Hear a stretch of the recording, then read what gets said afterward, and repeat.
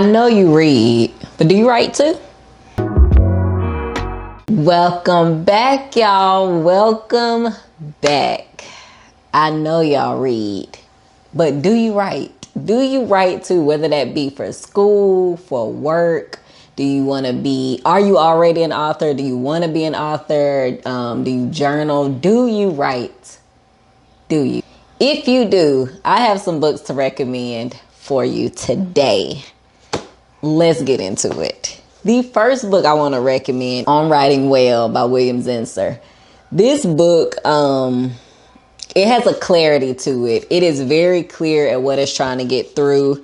It has very practical steps you can take, like writing every single day, having a clear, organized plan on why you're writing, who is your audience, bite-sized pieces. And I went through and taken like countless notes in this book, being concise with like your word choice and stuff like that. So I appreciate this book. This was actually recommended to me by somebody, and I'm glad I read it because I got a lot out of it. Zinsser tells us the best way to learn how to write is to write every day, and that writing is problem solving. Also, unity of these is another choice. Zinsser opens up the chapter on defining journalism. Yeah, parts of speech. Also explains how important a dictionary is to a writer. So yeah, he teaches us about clutter, when we use big words and phrases, when we can use simple words as well. It's not all about the size of the word, but the impact. Zinsser then explains how everyday people, like politicians, big corporations, use these words to sound professional, but he also teaches us how to reduce that clutter. I enjoyed this book. It's one that I find myself kind of going back to every few years because I have to write for different things for different reasons, whether that be for work. Right now, like I said, I'm in a doctoral program, so great book. Next, it's a classic. This is one, don't judge me when you see it, I've been through it. The Elements of Style by Strunk and White. This is a book, I feel like if you've ever had to write anything academically, then you know what this book is. It's a very like compact book just talking about literally the elements of style, like developing your writing style, honing in on it, how you can have a distinct voice, and it kind of shows up differently in different places based on what you're writing and who your audience is. It talks about common expressions that are misused and the right way to use them. What else I got marked in here?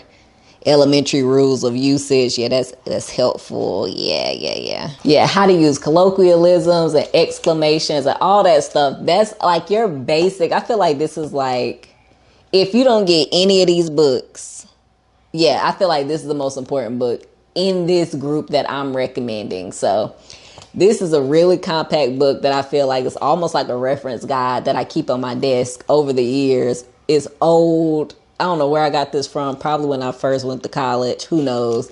But like different approaches you can take to kind of help you develop your style. And yeah, like how to, again, make your writing impactful. One, by being correct in the way that you're using these things, the way that you're kind of introducing your styles, the elements that you use, and that it's appropriate when you use it. So that's book 2. Book 3 is another classic. I feel like there was no way I could not put this on the list. That is Eats, Shoots, and Leaves by Lynne Truss. The zero tolerance approach to punctuation.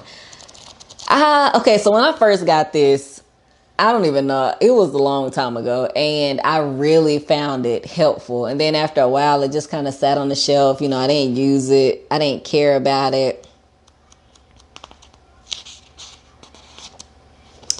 But then I picked it back up like a year ago, and I was like, I can use this right now. Like, it talks about, obviously, like, you know how to use punctuation and stuff like that, but it's about how to use it to increase the impact, how to use it in ways that you don't normally use it, how to add emphasis in ways that you don't naturally add emphasis, like how to utilize a comma outside of taking a break and pausing. You know what I mean?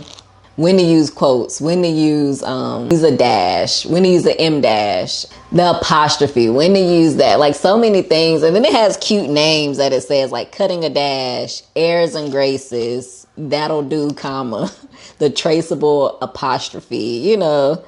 introduction to Seventh Sense. Like, this is like a no-nonsense approach to punctuation. And I didn't think I'd like a book about punctuation, but it really made me think about an expanded way to use the things that I already use. Because when you have to write a lot, it's like, it's only so many ways I can say this thing I'm trying to say.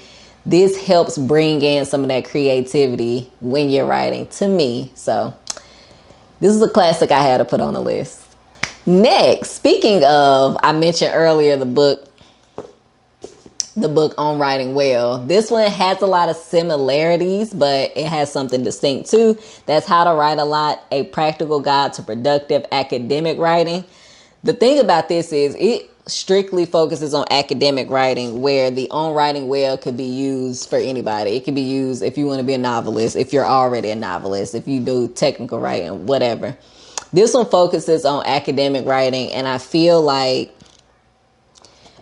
writing is writing, but I feel like when you have to write academically, it's a little different. And I feel like this book really capitalizes on that. So yeah, it goes over things like setting priorities, setting up a revision schedule, breaking down things into bite-sized chunks. It specifically talks about writing journal articles. It talks about writing books, taking those articles and turning them into books. It talks about writing as a professor and as a student.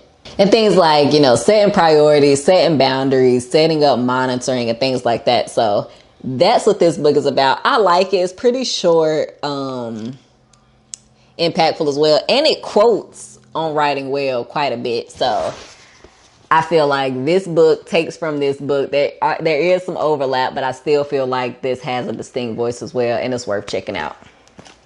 And lastly, this is for the people like me who are in a program where you have a dissertation to write. Writing your dissertation in 15 minutes a day. And the whole point of this book, as you can see, A Guide to Starting, Revising, and Finishing Your Doctoral Thesis. The whole point of this book is for you to pace yourself and be consistent and disciplined over time to get this big feat accomplished. To not try to do it like in one big go, but to pace yourself and take your time and to regularly revise so that it's not this huge undertaking at the end. And then it has some like witty parts in there where it's kind of funny but clever, but also real, like keeping your desk clean. Why? Because if you can declutter that, you have more space, you think freely and stuff like that. It talks about reaching out for help on an ongoing, consistent basis. It talks about really recognizing the things you can control and what you can't control and stuff like that. So I think this book is good. Obviously, like, you can Google some steps to help you get through this quicker, but to me, I thought it was helpful. So that's it, y'all. 5 books. Do you write for any reason? I feel like these are worth checking out, even if you skim them, or like with the Elements of Style, if you use it for like a reference and just kind of keep it on your desk. You don't have to read through it. I did, but I also use it as a reference. But yeah, those are 5 books. If you write, I know you read, but do you also write? I'll do another video. I have 3 books about reading that I'll post after this. But yeah, these are the books that I would recommend if you have to write academically, for school, any kind of professionally, personally, if you want to write anything that other people can read, anything that has an audience. I feel like these books are helpful. See y'all on the next one.